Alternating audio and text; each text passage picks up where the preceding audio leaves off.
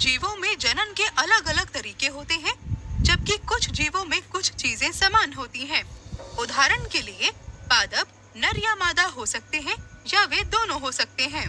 अतः जब हम लैंगिक जनन पर ध्यान केंद्रित करते हैं तो हम वास्तव में पादपों से कितने अलग होते हैं। आइए देखते हैं कि लैंगिक जनन में क्या होता है। लैंगिक जनन को युग्मकों के निर्माण से आरंभ होने वाली घटनाओं की एक श्रृंखला के रूप में वर्गीकृत किया जा सकता है। इन युग्मकों के संलयन से युग्मनज का निर्माण होता है और अंत में युग्मनज विकसित होकर संतति का निर्माण करता है।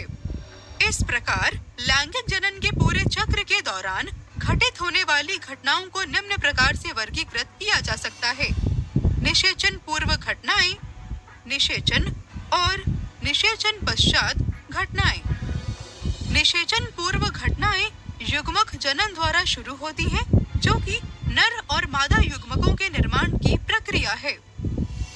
कुछ शैवाल ऐसे युग्मक उत्पन्न करते हैं जो संरचनात्मक रूप से समान होते हैं। ऐसे युग्मकों को समयुग्मक कहा जाता है। शैवाल जैसे अगुणित जीवों में युग्मक समसूत्री विभाजन द्वारा निर्मित होते हैं। मानव जैसे द्विगुणित जीवों में युग्मक अर्धसूत्री कोशिका के अर्धसूत्री विभाजन द्वारा निर्मित होते हैं।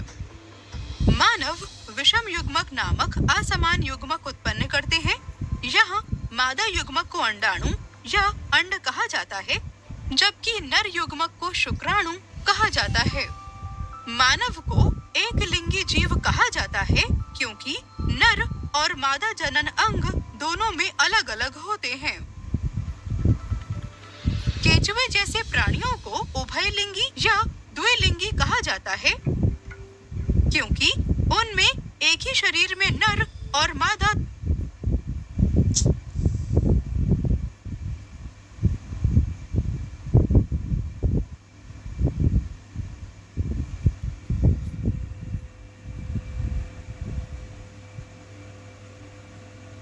दोनों जनन अंग उपस्थित होते हैं।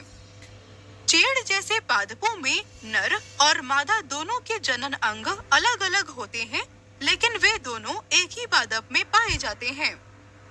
इसलिए उन्हें एक लिंगाश्रयी पादप के रूप में जाना जाता है, जबकि मार्केंशिया एक पृथक लिंगी पादप है क्योंकि इसमें नर और मादा थैलस या युग्मकोभिद पृथक रूप से मौजूद होते हैं।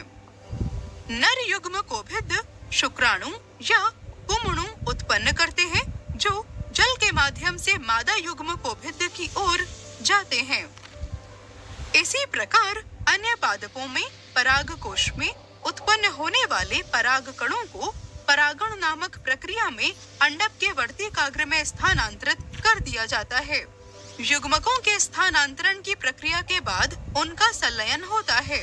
नर युग्मक बीजांड के साथ संलयित हो जाता है, जो कि एक मादा युग्मक है। नर और मादा युग्मकों के संलयन को निषेचन या युग्मक संलयन के रूप में जाना जाता है। चूंकि निषेचन की प्रक्रिया पादप शरीर के भीतर होती है, इसीलिए इसे आंतरिक निषेचन कहा जाता है। मानव जैसे प्राणियों की स्थिति में भी कुछ ऐसा ही होता है, जहां जीव के भीतर निषेचन होता है और इस प्रकार यह आंतरिक निषेचन कहलाता है। मछली और अन्य उभयचरों में जीव के शरीर के बाहर निषेचन होता है और इस प्रकार के निषेचन को बाह्य निषेचन कहते हैं। शहद की मक्खियां जनन के एक विशेष तरीके का प्रदर्शन करती हैं, जिसमें मादा युग्मक निषेचन की प्रक्रिया के बिना ही नई संतति के रूप में विकसित होता है। इस घटना को अनिषेक जनन कहा जाता है। निषेचन के बाद युग्मनज से स्वतंत्र जीवों का विकास होता है। किसी जीव का विकास मादा जनक के शरीर के बाहर होता है या फिर उसके अंदर। इस आधार पर जंतुओं को अंडप्रजक और जरायुज प्राणियों में वर्गीकृत किया जाता है। उभयचर जैसे अंडप्रजक जंतुओं में निषेचित अंडे टेडपोल में परिवर्तित हो जाते हैं। ये टेडपोल परिवर्तन से गुजरते हैं प्रौढ़ जीव के रूप में विकसित होते हैं। मानव जैसे जरायुज प्राणियों में भ्रूणोद्भव के माध्यम से मादा शरीर के भीतर नवजात का विकास होता है। विकास की एक निश्चित अवस्था प्राप्त करने के पश्चात नवजात मादा के शरीर से बाहर आ जाता है। पुष्पी पादपों में बाह्य दल पुंज और पुंकेसर निषेचन के बाद मुरझा जाते हैं और अंडाशय फल का निर्माण करते हैं।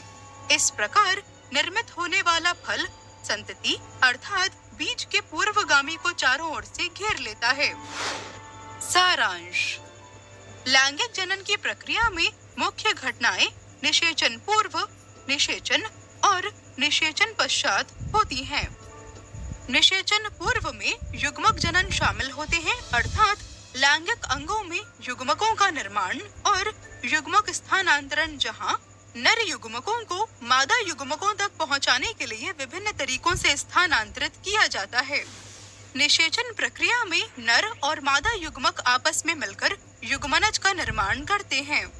निषेचन के बाद युग्मनज के पूर्ण विकसित संतान में विकास की विशिष्टता होती है।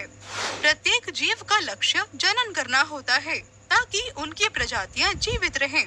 लेकिन यह आश्चर्य की बात है कि प्रकृति में पाए जाने वाले जीव अपने आसपास के वातावरण के प्रति अनुकूलित होने में कैसे सक्षम हो पाते हैं और धरती पर जीवित बने रहते हैं। इस बारे में अधिक जानने के लिए हमारे साथ बने रहें।